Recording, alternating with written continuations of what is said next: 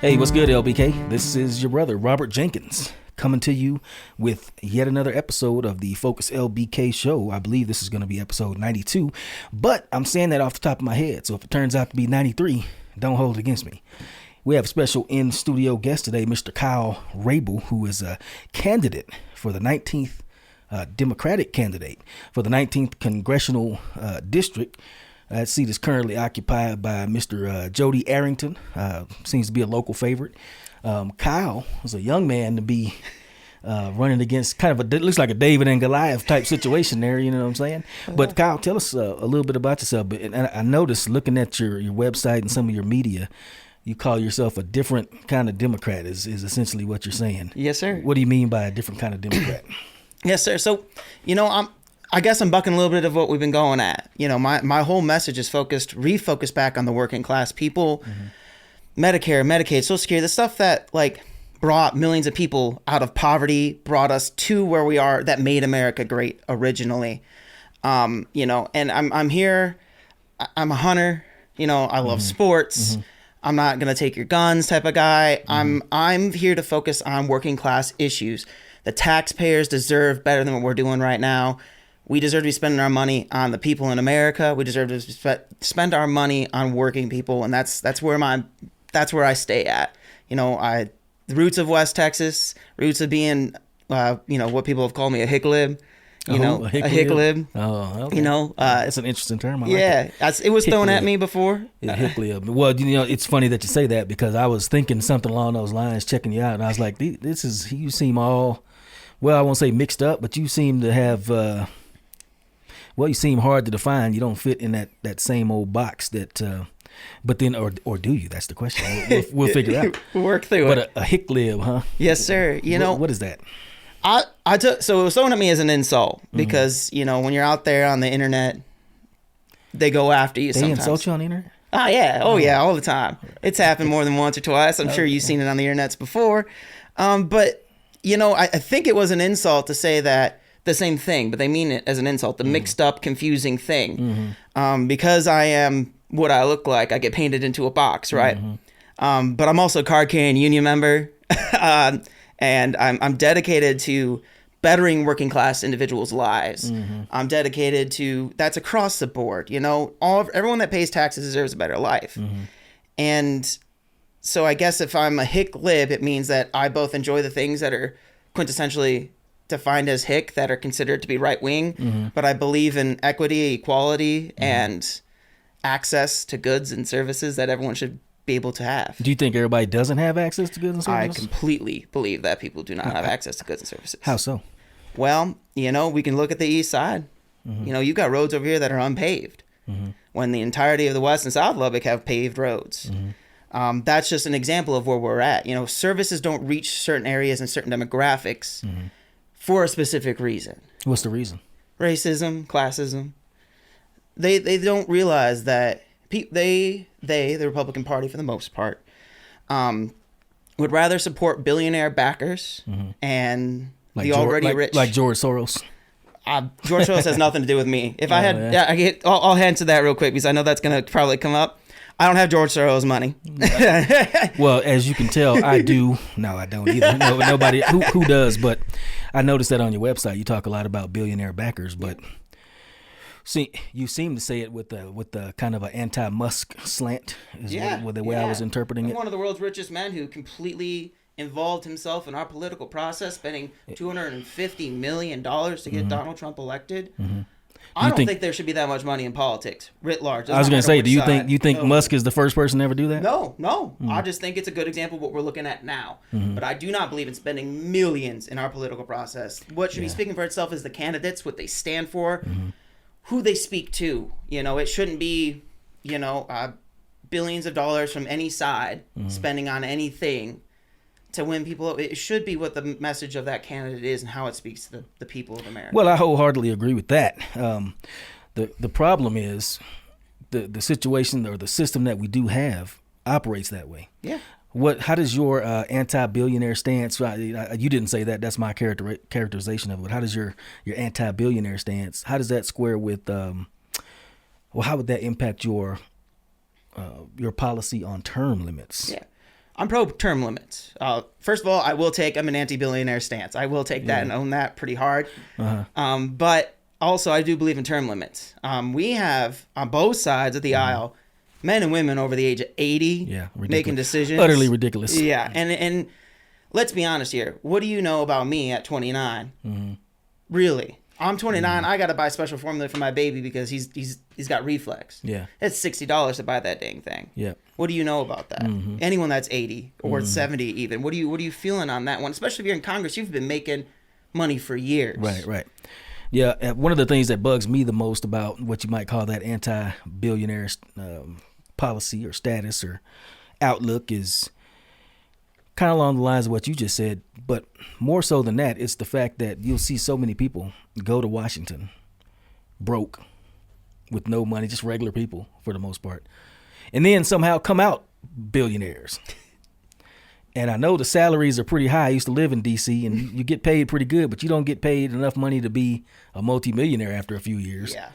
And that right there is despicable and disgusting to me. Yeah, I mean, I totally agree. You wouldn't find me arguing with you on that one. You should be able to live off being a congressman or a senator or Of whatever. course. Like, I would never say that because you're sacrificing a lot for your country, right. and hopefully you're doing it with a pure heart and with God's grace.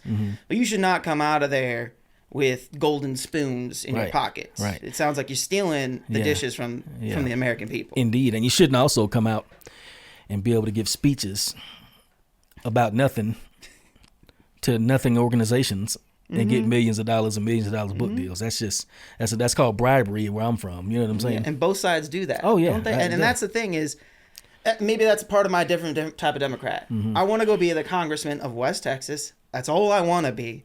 I want to do that for an amount of time, probably where I would draw the term limit as is probably like 10 years is where you should probably have to think about where you're at. And then I want to come back and hopefully I've saved enough money to buy me a ranch and I just stay there, you know, Sounds like give back to my community when I can and ranch if I could. Yeah. Sounds like the Thomas Jefferson model of service to the nation, right? Yes, sir. And you know that leads into the conversation about a little bit of what I talk about is the part of that billionaire thing is the billionaires own our food processing and they own how our farms function. I believe in the Jeffersonian ideal of the small family farm. That's the American dream to me. You know, and that's part of my billionaire issue. They own how much land, how many farmers are in debt. Now I saw that you were you advocated against SB 17. Now, which SB 17 was that? Because looking at it, I saw there was one about foreign countries owning farming land in the United States, and then there was another. I'm assuming that one is the one you were advocating against about DEI policies. Yes. So the one that you originally just mentioned, the one for owning land, foreign owning land, that was this legislative session. Right. The one that I'm talking about is a 2023 legislative session. Gotcha. So like I said, I'm a card carrying union member for the Texas State Employees Union. And I worked with them to get me out to Austin, and I testified to the panel on education there against both that bill and the tenure bill because they wanted to strip schools of the right to manage their own tenure. Now, I don't know about you, but that doesn't sound like small government to me. And then restricting DEI. Listen, DEI is not what anyone thinks it is. It's not this stuff this nebulous idea. It's just opening it up and giving resources to people. That's all the DEI office at Tech did was just offer resources and a place for you to go figure it out. That includes the VA and the Veterans Affairs on campus. That's a DEI initiative to diversify who was going to college because it was working people going to war in World War II. So then they created the GI Bill. It's almost always working people going to war. Yes, sir. So I will take issue with that whole concept of what DEI is. So I've been in some boardrooms. I've been in some, large Fortune 500 companies in the DEI space. Yeah. And all I saw was highly educated, highly paid people, mostly female with differing skin tones. That was the diversity. No diversity of thought whatsoever. Conservatives, libertarians, and anybody else didn't seem to be represented at all in any of those spaces I've ever been in. Okay. So that's where I think we get people that push back against DEI. DEI seems to be just a good way for C-suite and other similar executives and professors and stuff like that to leverage the feeling of guilt that some people in this country have about some of the things that went on in order to extract highly paid positions. That's my take on DEI. And I've been on the side where I hear people in those positions slap fives and give dap and say, yeah, get paid off your blackness. Get paid off your blackness. I heard somebody say that one time, talking about some DEI stuff. And I thought to myself, wow, I must have it wrong. I thought I wanted to get paid off my knowledge, skills, and abilities. And that's just one of my things when I hear DEI. It sounds good the way you explain it, but when I've ever seen it in real practice, you see highly paid, highly educated people ensuring well-paid positions for themselves and talking about concepts that marginalized groups that you wouldn't go over to East Lubbock and ask somebody about, they wouldn't know what in the world you were talking about. So why do you speak so glowingly of DEI in that sense? So, and I'm not going to ever discredit your that reality. I think one of the things, and I would critique it too, is DEI needs to actually mean something. It can't just be the playground for rich companies to say, well, I did hire one black person. Now, that one black person is my one DEI hire, and that is it. And I'm going to pay them wealthy and all that stuff. No, DEI does mean and should mean that we allow people access to the ability to get there. So that's why I specifically spoke on it in universities, because this allowed access to people to get to things that they could not get unless we had that open pathway. You know, it's not too long ago where black people couldn't go to Texas Tech. It's not too long ago where black people could only go to certain schools in Lubbock, and we can digress, I'm sure, on that a little bit. But that opening up of those things provides opportunities. And that's what DEI is supposed to do. It's an opportunity builder. To diversify your staff should also mean bringing in diverse ideals. So if you are a Fortune 500 company, you should be diverse because you also want to succeed. If you are in the military, you know you got diversity all around you and you're getting a million and one different ideas all the time. That's good. Yep. I've experienced that in my own service, and I know you're a veteran. I'm sure you experience it too. So that diversity is what's important. And that's why I spoke against it in the college level, because the opportunities it gave to people across the board is vital to the growth and success of our society.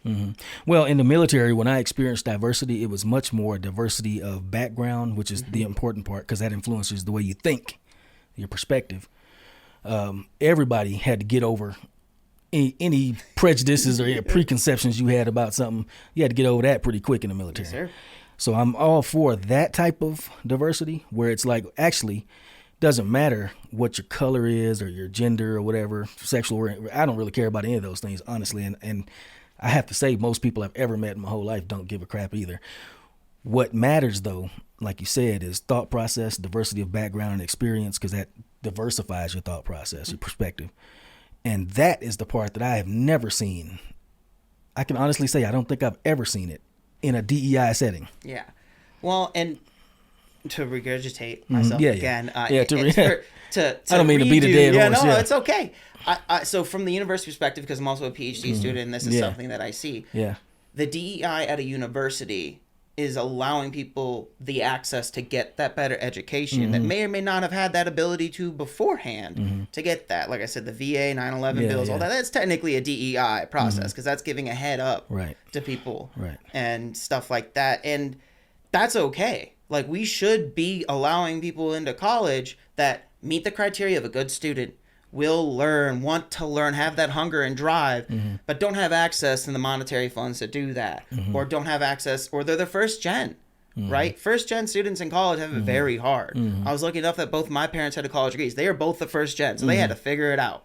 My dad joined the Army to pay for college, and my mom had a full ride through field hockey to go play and go learn, you know? And so we have to have these opportunities open to people, because that makes America great. When you say field hockey, that immediately clues me into the fact that you ain't from around these parts. Where are you originally from? Yeah. So I grew up in Toledo, Ohio, and went to the University of Toledo for my undergrad, Bowling Green State University for my master's degree, and moved all the way down here for my PhD. And my wife and I fell in love with West Texas. It reminded me a lot of back home. So I grew up just south of Toledo in a little town called Monclova. It's a township more than anything else.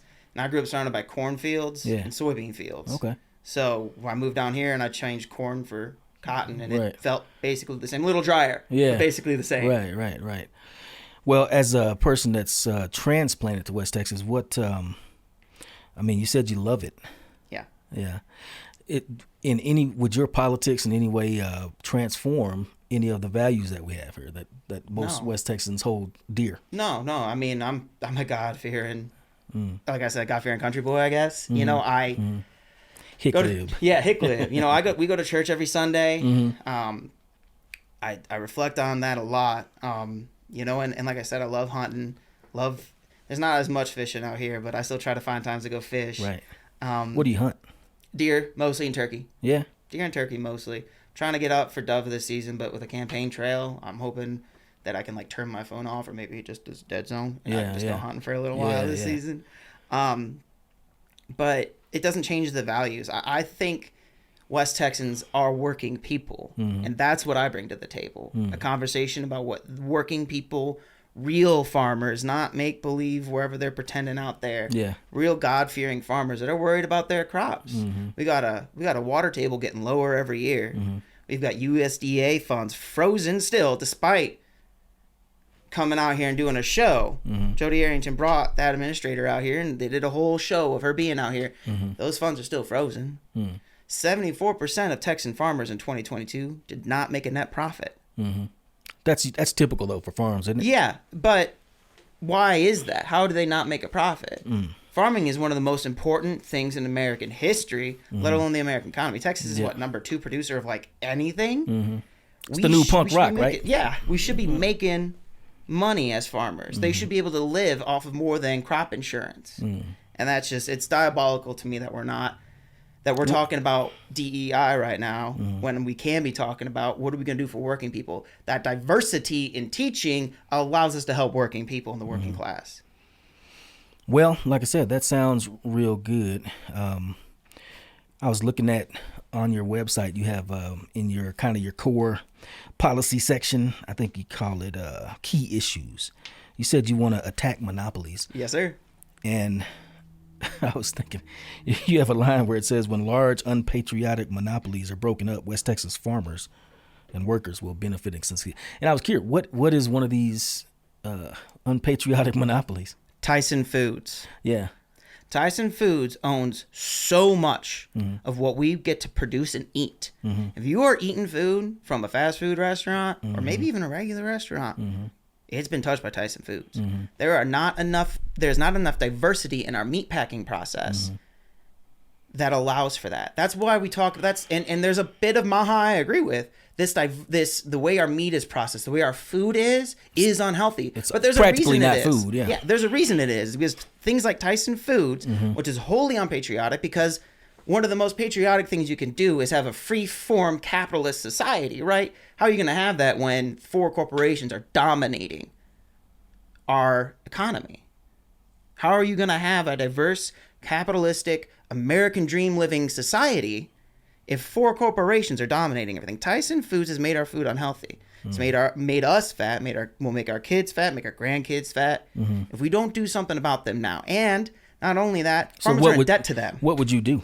Oh, yeah, you break them up. You enact the acts that already exist. Teddy Roosevelt did it. Why don't we do it now? It is time to bring back America. All right, we can make America great again if we go back to Teddy Roosevelt and destroy monopolies. If we go back to FDR and tax the wealthy at a proportional amount. If we go back to LBJ and we reinforce our working class with Medicare, Medicaid, and Social Security. That's how you make America great again. I come at things from a libertarian perspective and very conservative. Yes, sir. And taxing the wealthy, I don't see how that's going to accomplish much, because there just isn't enough wealth in that to run the country. You see, you tax millionaires and billionaires and stuff like that. But then again, the tax code is written so that people like that can, as Donald Trump famously pointed out against Hillary Clinton, you purposely write the tax code so that you and your cronies and donors can escape paying taxes. And I guess that goes back to getting billionaires out of politics. Yeah, go back and rewrite the tax codes. That's fine. I'll do that all day long. I would long. say, why don't we abolish the income tax? Because that only started in 1913. Yeah, that started in 1913. And at that time, it was supposed to be, I think it was Americans making 200 and something thousand a year, which nobody did except billionaires. Yeah, the same people that would own Tyson's Foods. Yeah, so change it. That's fine. I'm okay with taxing the rich. See, that's the thing. Everyone's afraid to say that out here, and that's okay. Are you okay with just abolishing the income tax? I'm not okay with abolishing the income tax because you would still need. What I'm talking about is changing the tax codes to realign with where we were, right? So when you look at when America was great, everyone imagines the 1950s, right? Do you know how much the top 1% paid in taxes? How much? Over 50%. They still do, don't they? No. The top income percentage is below 35% right now. It's at 32.8, if I remember correctly, something like that. Well, I tell you what, like I said, I'm a libertarian and I'm all for not paying taxes. If I can utilize the tax, I feel like tax is slavery. Taxation is theft. I never signed any document anywhere in my life saying take 1/3 of my earnings before I see it. Not that I'm aware of. And if I did, there was no informed consent because I was 17 or something. Everyone probably gets their first job at 16, 17. Right. And I'm not going to disagree with you on the fact that you, as a working person, have been disproportionately taxed. But that does not mean we shouldn't be taxing our millionaires and billionaires. I think your tax rate should be lower, and I think a millionaire and billionaire should be picking up that slack because they have the disposable income to do that. And I also disagree a little bit with the idea that we shouldn't be.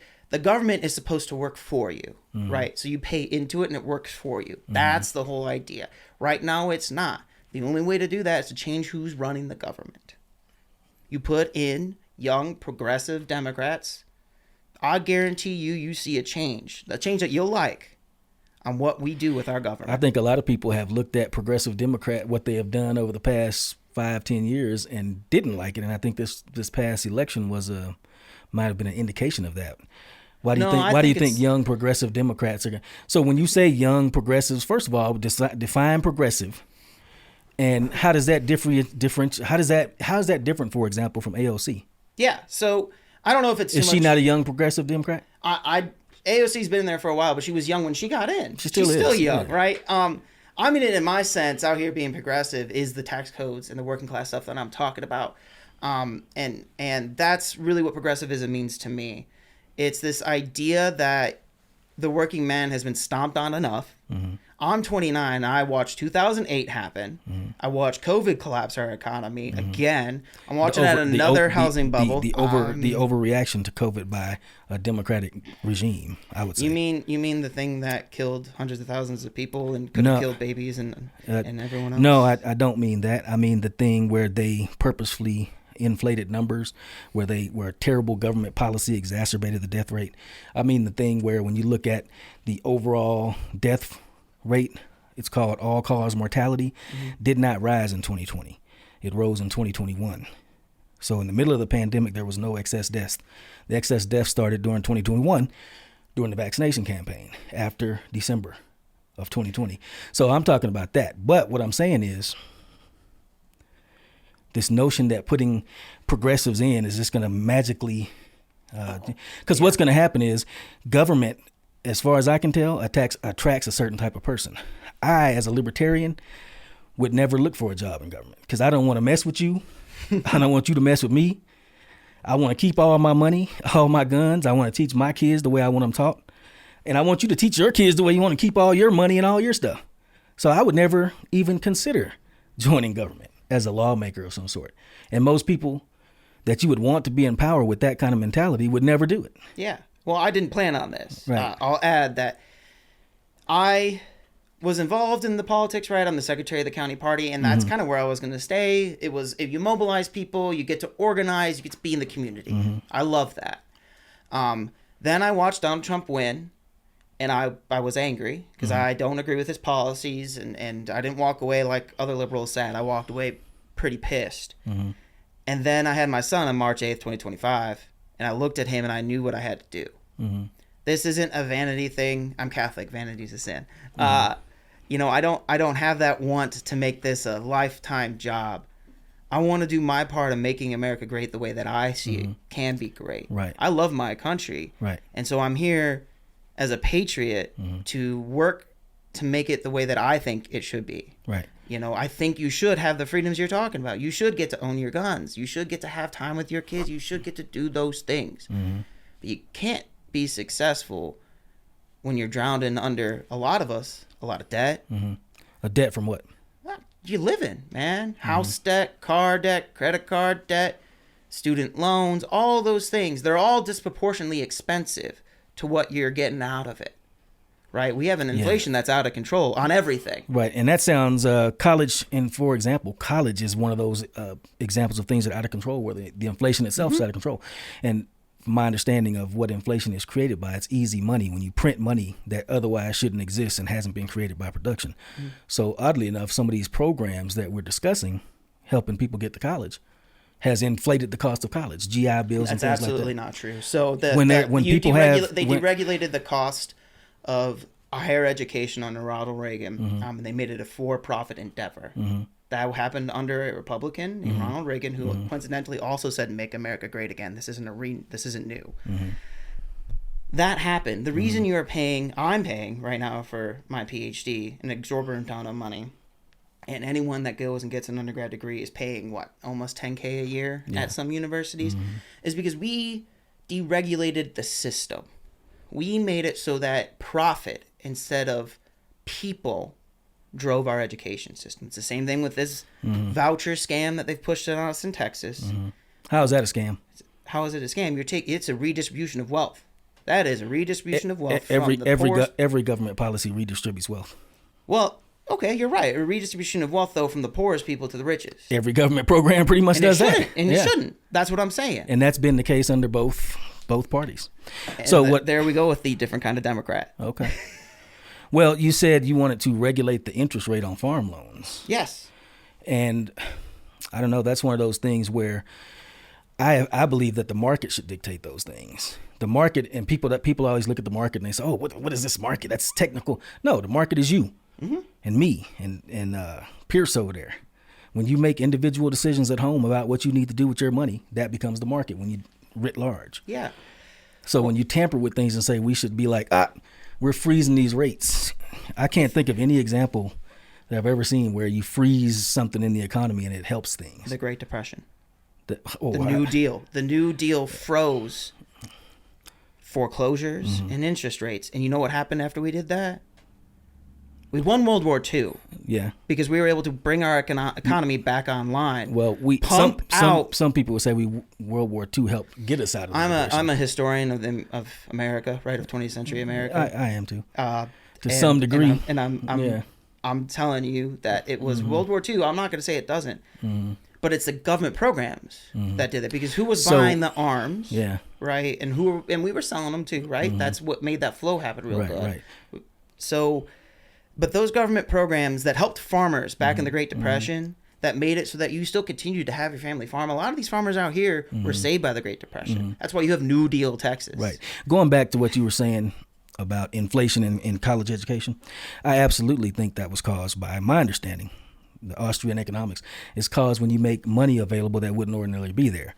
So when I was in college, 1992, I got a full scholarship. My whole scholarship, the whole entire scholarship was either $21,000 and some change or $27,000 and change.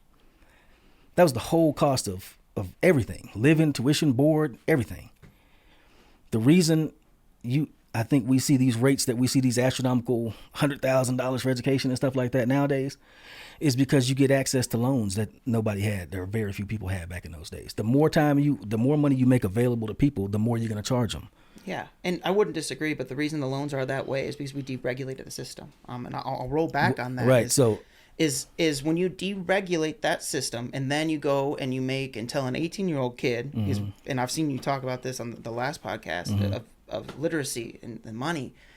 When you tell an 18-year-old kid, here's your max loan of $25,000, you're a first-gen kid, you have no understanding of where you're at. Right.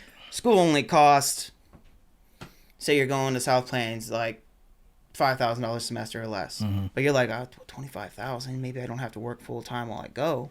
I'll pull the full loan with a 13% interest rate when I get out of college, and I'm going to do that every year, right? And that's compounding, and that's making you poorer on the back end, and no one's really talking about that one. Right. That we're tricking 18-year-old kids into $100,000 debt. Right. But we're tricking 18-year-old kids into $100,000 debt because a Republican in the presidency, who also dominated the Congress and Senate, Ronald Reagan, deregulated our education system and pushed this to where it's at. So you kind of make my point for me then. My point is, when you're messing around with politics and you're artificially freezing this and artificially doing that, your intentions may not be what actually happens down the road. So that's a backwards of where I'm at.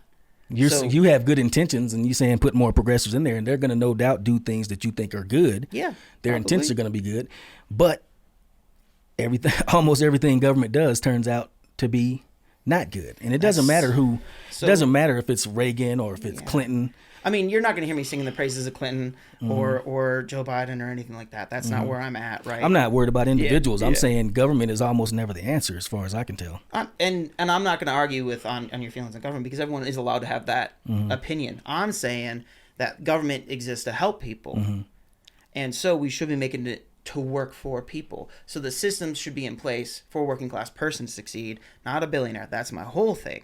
And so if in that process, if you freeze loans for a farmer for a certain period of time, and interest rates, if you freeze interest rates, you don't say I'm paying it off. I believe the same thing with student loans, mind you. We should get rid of the interest rate on student loans, or do something to extremely lower that interest rate, because that's what gets people poor, right? It's not necessarily just debt; it's a debt and interest rate, because you can't pay. So the what premiums. about people that are in trades that didn't take out those loans? Are we going to tax them to pay off? This is my stuff? back to the billionaires, right? So what if they? I mean, you're taxing people that we assume. So implicit in your assumption about the billionaires is that they're bad some way. Yeah, there is no world where you morally make $1 billion. You stepped on people at some point. You ignored friends at some point. You did not give when you could have. As a Christian, I don't think that is right. Jesus went into the temple and threw the desks and tables of people speculating in the temple, right? Those making money off the backs of others. I think when a lot of billionaires, and like I said, I'm not advocating for the billionaires, but I just don't take that whole approach that being a billionaire or having a lot of money is evil. Why? Because I would like to have a lot of money. I would like to make a lot of money, and I would like to have something to pass down to my family. I don't want somebody taxing my estate to the point where my kids get nothing. There's this weird thing where very few people will ever make it to $1 billion. No, right? Of course not. You won't probably make it to $1 billion. Nobody. Unless you got an amazing idea you haven't told us about. None of us will, unless we go to Congress, I guess. You know what I'm saying? Then we might get close to it. I won't. Like I said, I want enough to, like you said, keep my family healthy, give enough to my kids so that they get a start, all that stuff. And I would never take that from a regular person. Right. A billionaire, most people become billionaires because their dads and moms were already millionaires. I think most billionaires that I can think of become billionaires through government.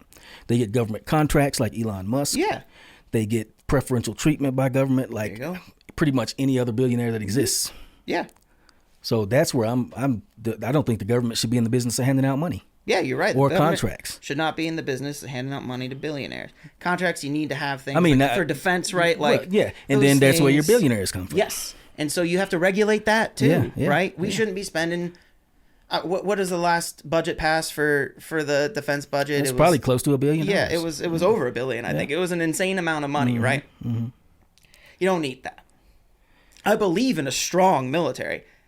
I've been in the military. I grew up with it. My dad, his dad, generations of military members. I want a strong government that does its job. I want a military that is strong and effective. And I'll steal Pete Hegseth's line. I want lethality. But I don't think people should be making billions of dollars off of a racketeering effort. What is that old Smedley Butler? You familiar with him? Yeah. War is a racket. Yeah, it is. War is a racket that, as far as I can tell, is purposefully entered into to make money. All the wars that we've been in my lifetime have been pointless. You know what I'm saying? Right, but it's big government that facilitates that. It's big government that has been controlled by special interest. I don't think you're wrong. No, but I guess my point is, when you have a big government, special interests are drawn to it like moth to a flame. Yeah, but that does not mean the government has to abide by this. I won't abide by no special interest. I'm beholden to God and my wife and my son, and that's it. Right. In the constituency of West Texas, but my wife does live with me and stuff, and my son's my son, and God is our God. But I'm not saying. I'm agreeing with you. We have a problem and we need to look into it, and that's what I'm agreeing with. I guess the fundamental issue that I'm kind of seeing is you're describing your politics as progressive, but to me, progressive all but guarantees an enlargement of government.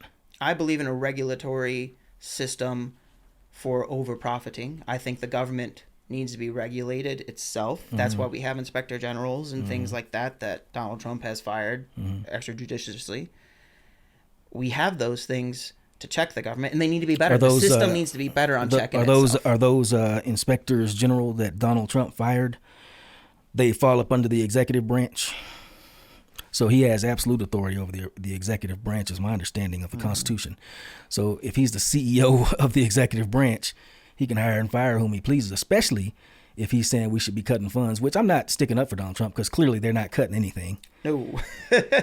But if he's saying we're cutting something and we got Doge and all this, and he goes and fires a bunch of people who have presided for decades in many cases over this inflated, all-powerful system that we live under, I don't see a. I don't. I mean, I don't. Yeah. In other words, I'm not fighting for institutions. I'm fighting for the idea, right? I'm not fighting for who's already there in those jobs. I'm fighting for those jobs who exist because I believe that they're important. But I'm not in love with everybody that's in everything at all times, right? Yeah. Like I said, I believe that government needs to be regulated. I believe that at the same time, I believe the government should also regulate. There can be a symbiotic relationship. The people of America can regulate the government pretty damn easily through electing people to certain spots and places. That's a pretty quick and easy way to do it, right? We push in term limits. We set a cap on.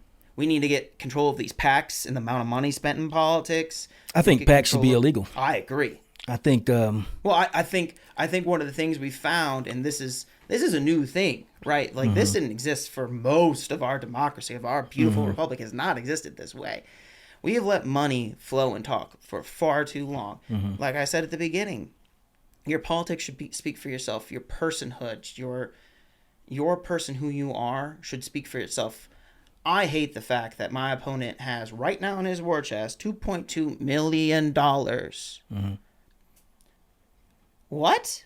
And most of that's from corporate PACs or large donors who, after their corporations donated, are now given to the Jodie Arrington for West Texas funds or Texans for Jodie Arrington, and they're maxing out their personal donation limits. Right. Well, everybody. So you don't think everybody does that? You don't think both sides do that? Yeah, they do. Right. Yep. Yeah. And you're not going to hear me defend it. I think we need to get rid of that amount, that vast, disgusting, gross amount of money in politics. Yeah. It's just too much. We live in an age where money always talks, and yeah, it always has. Other stuff always walks. But I mean, I agree with you that it should be about ideas, but in a real world, that's never going to happen. We can try to strive for a better world, though, right? We can strive for a government and a people and a group of politicians that actually strive to be better people. And we've lost sight of that, I believe, as America. We used to have politicians that stuck up for what they believed in. We used to have people that really, and you know, even if you disagreed with them, you at least liked the fact that they didn't change their ideals based on who was paying them money. They stuck to who they were as a human being. Right. And so we can have that. So we need a change. I think you are pretty strongly allied with what is it called? I think it's called the Texas Progressive Caucus. Yep. And one of the things I noticed on their website, they say straight up they want basically to accumulate power to turn Texas blue. Yeah, so accumulating power makes it sound like an evil scheme, as if the Republicans... No, it's to gain office, power through elected office. Yeah, but the it's point like is the Republicans didn't do that 30 years by gerrymandering people out of districts. Right, that's what they did 30 years ago to maintain. That's what some people say. Yeah. No, it's by history. 2003, everything is debatable. In the middle of a cycle outside of when you normally redistrict areas, chose to redistrict so that there were more districts that leaned heavily conservative, and that's when 2003 was the last time, and it has been dominated since then that there were equal parts Republican, Democrat. One of the things I noticed about Texas, you're talking about drawing lines and stuff like that. It's true of most other states, too. Most of your Democrat strongholds are the big cities. Yeah. So you'll have a huge urban area that in and of itself is probably a district. Yeah, I mean, take Dallas. There's like 3 congressional districts in that DFW area or something like that. Right, but those tend to be blue. So you have the conservatives beat as far as accumulation of in the military they call it mass. Yeah. But the vast majority of the rest of these states that you see, you'll see that little blue spot, Houston, Dallas, San Antonio, and then the whole rest of the state is red. Yeah. Well, land doesn't vote. No, it doesn't, but counties, the people on that land in those counties vote. Yeah. So when I guess maybe if the argument is that they should have equal representation, yeah. That there are 30, but however, there are 33 counties in CD19. So is it possible that any of that so-called gerrymandering was done to equalize some of that? No, that it is well known that was to consolidate power. By 2003, do Democrats do anything like that? I'm sure that they did at one point. Yeah. That's not my problem. I'm talking about right now, though. Right. And what's But you happening. say it like only Republicans do it. No. Right. You know what? Yeah. Like I said, different type of Democrat. Power attracts people that want power. Then when they get it, they like to keep it. I'll own what you're talking about. Yeah. Sure, the Democratic Party has done stuff like that. Look at New York, and we all have heard the history of Tammany Hall, like when we were in like 8th grade, 9th grade, whatever that was. Exactly. Yeah, okay, fine. That's not what I am, though. I'm out here in West Texas. I'm not saying you are. Right. I'm just balancing the argument. You're acting Yeah. like only Republicans are Well, conservatives. I'm talking about the state of Texas. Right. 100% for the last 30 years Right. has been being gerrymandered by the Republican Party to maintain control. You can look at it both in our congressional, the federal, and our state districts are gerrymandered to make it so that there's a Republican domination of the House. And listen, what you're saying is right. People with power want it. So you don't think that if progressives or other Democrats were in control, they wouldn't do the same thing? I wouldn't sign on to it. Because they tried to do it with the Supreme Court. I wouldn't sign on They don't to like the it. way the Supreme Court rules, so they say, let's add some people to the court. That's not even the first time that's ever happened. Right? I I understand, but that was the point of it. I'm speaking for me, and I don't plan to be a part of any of those discussions. I want to represent West Texas. I'm talking about West Texas, the American people, right? You want to talk about gerrymandering? I can tell you right now that since 2003, that has been the point. However, I'm not specifically talking about gerrymandering, and in fact, I think you brought that up. I'm just saying that the Texas Progressive Caucus says on their website, we want to flip. They want Texas to flip blue. Texas blue. Yeah, because we think, and I agree that the policies of the Progressive Caucus of the Democratic Party, as it stands right now, with our new chairman and everything, is what Texas needs. I think a refocus, again, as I've said a million times, is that refocus on the working class and what they need, what we need. I'm not rich, so the working class, right? What they and what we need are voices that understand, that want to speak for the working class, want to talk about Medicare, Medicaid, Social Security, the VA, to talk about those programs that help people. The rest of it is just, sidelong cultural war arguments or whatever. It drives us down a path where you and I are talking about gerrymandering, and that wasn't even the first part of the conversation. The reality is the Progressive Caucus stands for the same things I kind of do. We want to turn Texas blue because we believe that our system or the way we're thinking, not even system, the way that we think, the focus that we have on the working class, the real Texans, will help real Texans. Give me a specific example of something that the Texas Progressive Caucus advocates that you advocate that's going to help a regular person. Yeah. So the expansion of Medicaid, right? The full funding of Medicaid. That system's put in place. You can work a job your whole life and never get insurance from that job. That's what Medicaid exists for. Why we are cutting that? Why Jodie Arrington supported cuts after saying he wouldn't, after they all said there would be no cuts. Why we're supporting cuts when over 20% of this district relies on some form of public health care. Right. Right. And there's 109,000 some odd people that have no health care out in West Texas. How's that going to get paid for? How's that going to? You tax the billionaires. How many billionaires are there? I don't know. Couple hundred? More than there should be. Couple hundred? Yeah, more than there should be in this country. So a couple hundred people, you're going to tax them? Yeah. Yep. Okay. Yeah. So Elon Musk is worth how many billions of dollars? I don't know. Yeah. So they say he's worth a lot of billions. Yeah. But yeah. So again, he wouldn't be that way without government. You know what I mean? Yeah. He can spare a couple. Yeah. To help somebody have healthcare access. Right. Especially in rural areas, right? They're struggling. Some people make the argument that billionaires like Elon Musk employ tens of thousands of people. Yeah, and he also union busts, which, because I'm a union man, I don't stand for at all, right? I find that as inherently evil. Why do you think it's inherently evil to unions have been union? The backbone of the working class, have fought for collectively the 8-hour workday, your 40-hour work week, breaks, vacations, Medicare, Medicaid, and Social Security, and the VA. That's all on the backs of union organizers and the AFL-CIO. But why is that Why is it a bad thing for a person to look at their company and say, well, I don't think that's going to work for us. We're not going to Because allow it's it. anti-worker. So the country's not built So on if you're paid well and you have a good... if you're paid well and you have a Because I'm good pretty job- sure people that make Teslas are paid well. Actually, he's ran out union organizers from there and like viciously, like hired essentially Pinkertons, if you remember what they are. Yeah. But are they not paid well? Stalk them. Right. I don't know. I'm not a Tesla. That's what I'm saying. I have a sneaking suspicion that anybody that works for any of Musk's companies is paid pretty well. I know a lot of people that have also left it because of who he is as a person and how it's treated, how the conditions of that plant or those plants are. You can get paid well. So, for example, Henry Ford had Paid the his $5. workers well, yeah, right. But because his turnover was so bad because how he abused his workers in plants. You know how that stopped, how that slowed, how we got to where we are? You'll say Union unions, organizers. Yeah. Get you. So what we have here is you say you're proudly progressive, Hick-Lib, as you say. I'm a libertarian and conservative. And it's just it's that impasse we're always going to have, where I see anything that government does as inherently it's going to go wrong, because you cannot, it's not humanly impossible, even with AI, to have the type of knowledge that you need to have to make a decision that millions of people on the planet make every day in their daily lives. It's not possible to, that's a libertarian concept. It's not possible to amass that type of knowledge. So you're always going to go wrong, even though your intentions may have been good. So I feel like, since we know it's almost certainly going to go wrong in the end, you want to insulate yourself from those consequences by keeping it small and limited.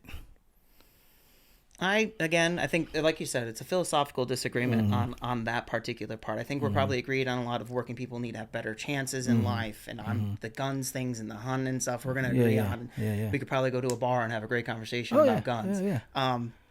But we are going to inherently disagree that I think the government can be a net positive in supporting the working class and the people that are there, because it has been proven to happen before. The New Deal coalition and the Great Society were added pluses for the working class. I'll grant you that.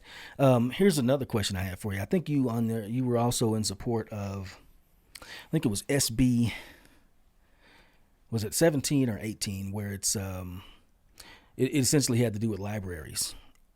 Funding libraries and the type of shows that could be put on there. Oh, okay. So I guess you're talking about drag queens and stuff. I don't remember. Yeah. I don't know if it was a Senate bill or not that I commented on. And so on my website, 17 and 18 are talking about the 2023 legislative session. 17 being the DEI bill, 18 being a tenure bill, where the state wanted to regulate tenure outside of the judicial process. Gotcha. But if we're going to talk about drag shows and stuff, and if that's the question, I'll roll back to your libertarian values of if I want my kid to go to it, then my kid goes. If you don't want your kid to go to that, then they don't go at that time that the drag show is. But who does that hurt? No, well, I'll tell you who it hurts: if it's held at a public library that people pay taxes for. Okay, well then, I think it was Thomas Jefferson who said that it's basically sinful and evil to make somebody pay for something in taxes that they find abhorrent or disagreeable. Yeah, Thomas Jefferson had a lot of really good quotes. Yeah, I agree with his stuff about agriculture. I disagree with his owning of people. Yeah, so well, that was everybody. Everybody in world history has had slaves, and we weren't the first. The British and the United States ended slavery. But at the same point, I think what I'm trying to say is you don't have to go to the drag show. It doesn't hurt you. It's not that you have to go to it. It's that I shouldn't be required to fund it. I mean, I see what you're saying, and if that's your feeling, it's your feeling. I wholeheartedly. So, but see, this is why I also don't believe it hurts kids.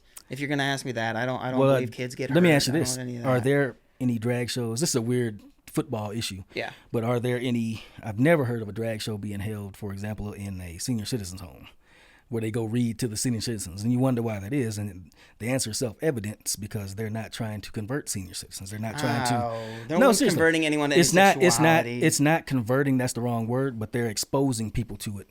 They're exposing people at a young age to something, getting them inured to it, so that it becomes acceptable as those people get older. Yeah, drag queens have existed since. Right. Yeah, but they served a different function. They were usually ceremonial or ritual. But the point we're making is the question I'm asking you is, you think it's cool to make me pay for that, or anybody, not me, to make a man or a woman pay for something that they find morally repugnant? Morally repugnant. Well, I would ask you to look into your morality on that one personally. I don't. It doesn't matter, like, the morality. If you disagree with, I disagree with most of the wars. As a military man, disagree with the vast majority of the wars that we've ever been in. And I feel like I shouldn't pay for those. I feel like we shouldn't have been in them.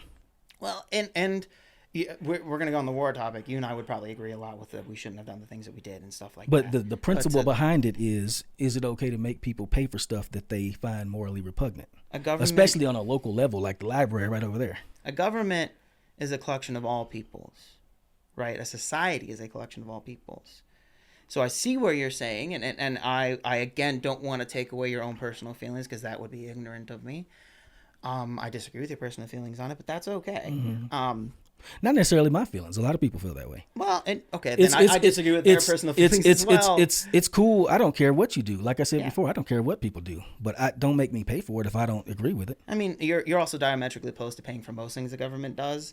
So you can make this argument about. So that's where we get into small government versus progressivism. The more stuff. Oh, that sounds good. It's good for humans. Let's pay for it. Yeah, and that's been a good part of our conversation. I feel like it's been a really good conversation back and forth about it.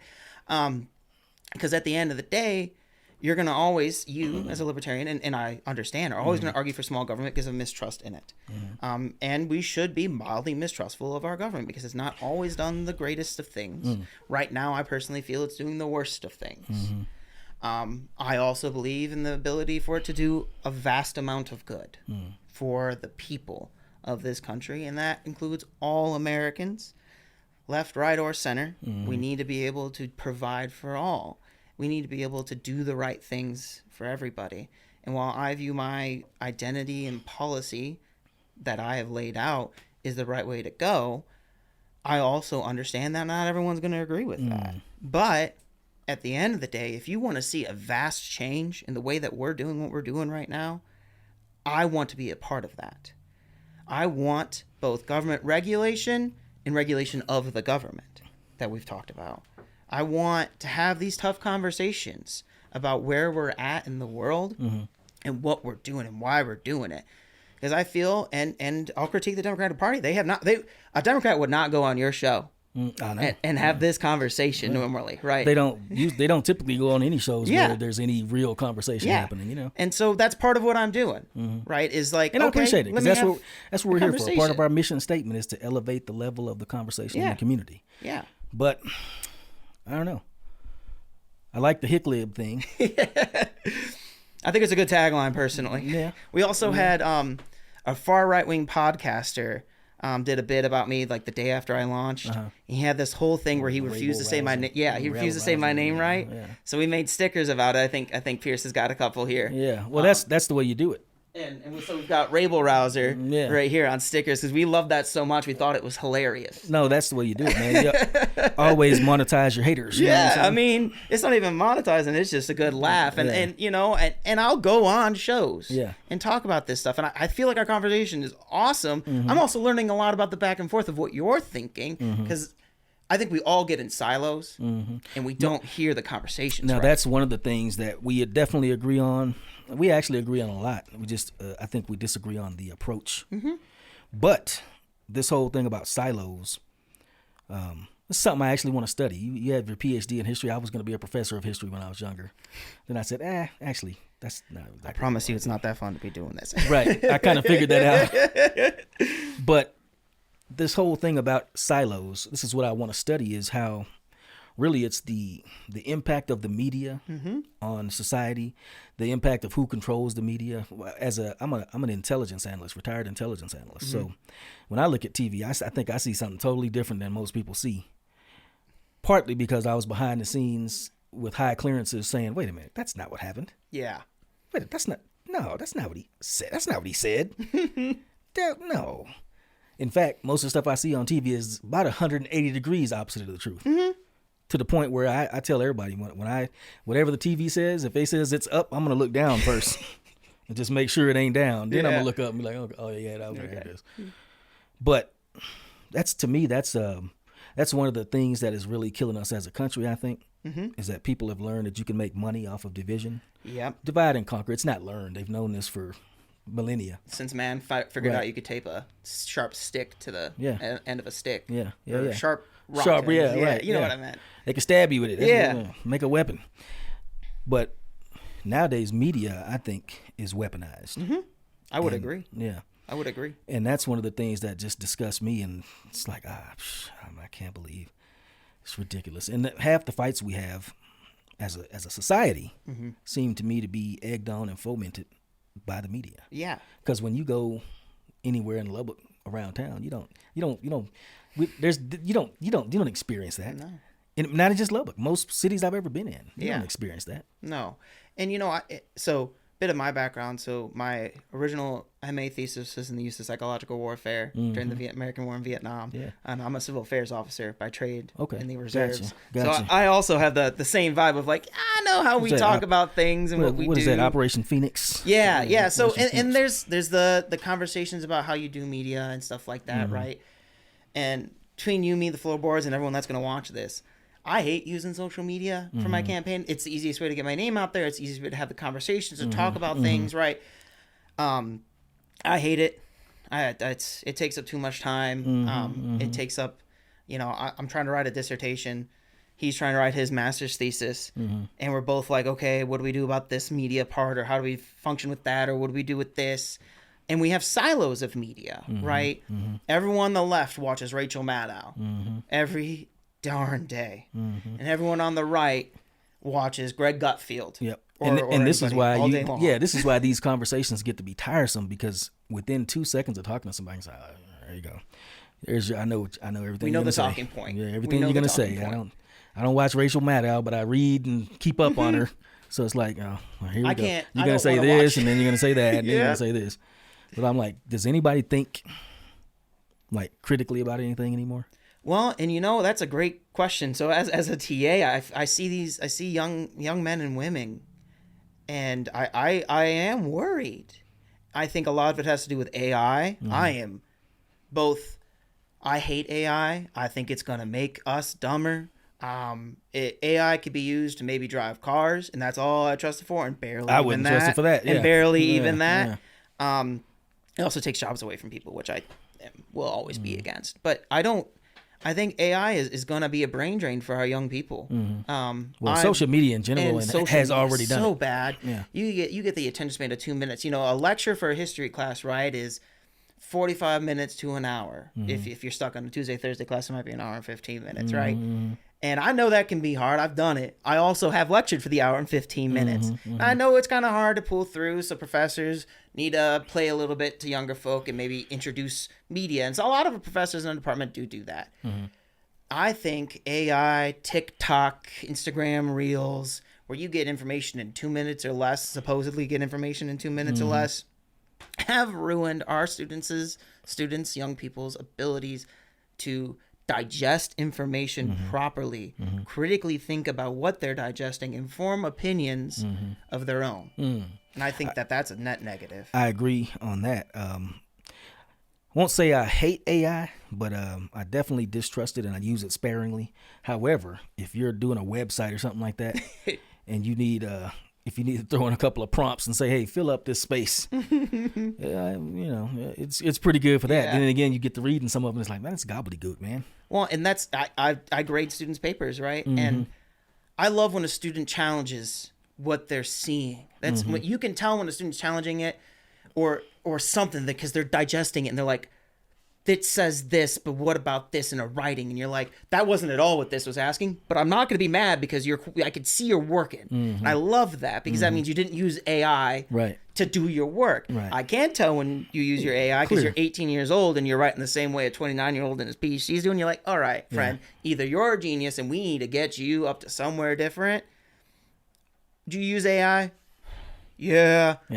All right, dog. Like, you can't be doing that. Let's we got to talk about why. Yeah. Right. Yeah. And another thing too about AI, we're down a prairie dog hole on this, but so I used to work at SAIC, and I was a videographer there. And one of the people that I interviewed was our expert on artificial intelligence. And so I asked her, I was like, so do you think, all these scary scenarios? And she was like, if ever, no, but definitely no time soon. And specifically is because she was saying that, and this is a few years ago, but at that time she said true AI doesn't exist.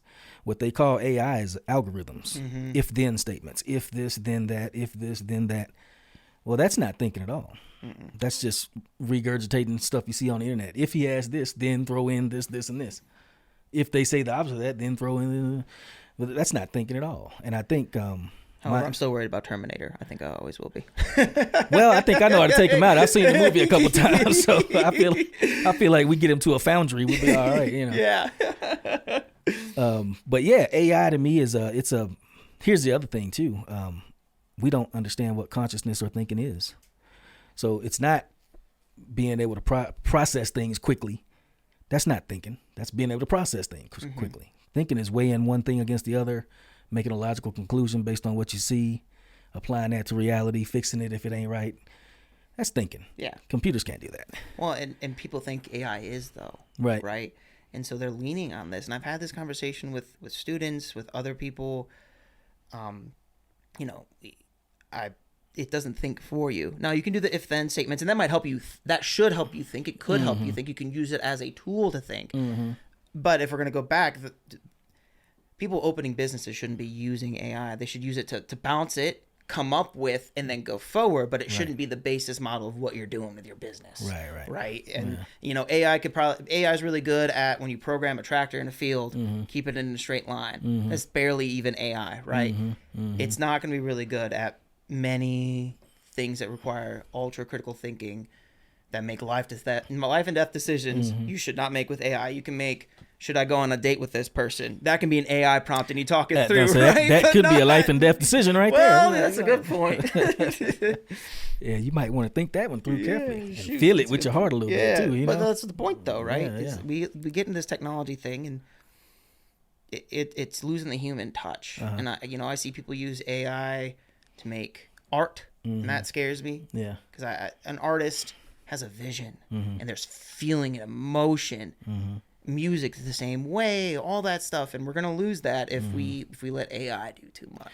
I was reading. We'll get ready to close it down here, but we didn't. I don't know. Like I said, we didn't jump in the prairie dog hole here about AI. But I was reading something the other day on Substack. I think it's Ted Gioia, one of the writers that I peep out a little bit, and he was saying something about how Spotify, the way they actually have fake music on there, AI music with fake names of different bands, but it's not different bands, it's AI. And I listened to a particular podcast where the host likes his theme song to change every show. And with AI, now he used to pay somebody to record a real version of it. With AI, and now you can type in, give me a ska version, give me a country version. And it's some of it sounds pretty good, but what I noticed is, like you're saying, it's soulless. It sounds just like pop music. I don't even listen to the radio. I listen to stuff that I know is good, and I search out stuff that's related, and you organically find stuff.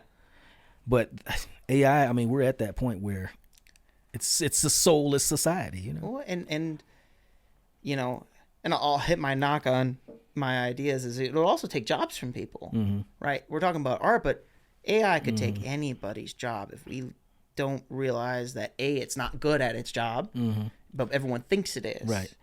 You ever look at AI fingers? Yeah, they're all messed up. They got like 10 of them, or 10 on one hand or whatever. Apparently, fingers are incredibly difficult. Good. I hope it stays that way. Well, I guess my point is right there is like, well, if you can't figure out fingers, you can't drive me somewhere. Well, I've never taken one of those drive. Well, you know what? I don't want to say that. I might have done it in Austin once. I did too, once, and I didn't even call it like that. I just called the Uber, and it ended up being a driverless one. Oh, okay. And it was sketchy because it like did a weird path and stuff because it like follows the grid map, right? Yeah. But it doesn't know that a road's closed. Right. So then it's doing like this weird recalibration and like bounces around like roads like in the zigzag and then got us back on the path again. And I was like, you know what would have been cool? Someone that lives in Austin, right? That knows, I'm not gonna go that way. I'm gonna cut this way. Go that way. Never go on the so and so. Go on. Yeah. No, the one time I did it, it wasn't even like a real AI. It was a dude in a Tesla picked me up from Uber, and he took his hands off the wheel and had it driving, and I was like, "Put your hands on that wheel. I'm paying you." All right, that's cool for 6 seconds. I see that it sort of works. Now put your hands back on the wheel and drive the car, please. You know what I'm saying? I'm paying you to drive that car. Right. Just get me there safe. Exactly. Car don't need no money, so maybe I get this ride free. I don't know. But hey, Kyle, man, it was good talking to you. I appreciate going back and forth with you. Yeah. I dig the concept. I'm not sure if you sold me on it, but then again, it's just a conversation. We ain't trying to sell nobody on nothing. We just chit chatting. It was an awesome conversation. Thanks for having me on. And like, my I pleasure. learned a lot about what I'm talking about by having the conversation. It was awesome. Of course, that's really the point of podcasts, and I think that's why traditional media is dying and podcasts are soaring, and that's why everybody, including me, got a podcast, because you just like to. I think people like to hear people talk. Yeah, and I agree. actually, it's how you think. You bounce ideas off each other. Iron sharpens man, sharpens man. Iron sharpens iron. I think that's in the Bible somewhere. And the greatest decisions made in this country came from collective conversations that then came out, right? And that's when people decide to finally have conversations again, like what we had. We're not diametrically opposed, but we're on different sides. We have a to similar degree. concept about things. But we had a conversation, yeah. and we're not walking away throttling each other, walking away like, that was awesome. Heck yeah. Wait till these cameras go off. No, I'm just playing. It's a different story then. Hey, man, it was good talking Thank to you so much. Yeah. All right, LBK, I hope y'all enjoyed that conversation as much as I did. This is Mr. Kyle Rable, the Rable rouser himself, monetizing his haters. That's the way he's supposed to do it.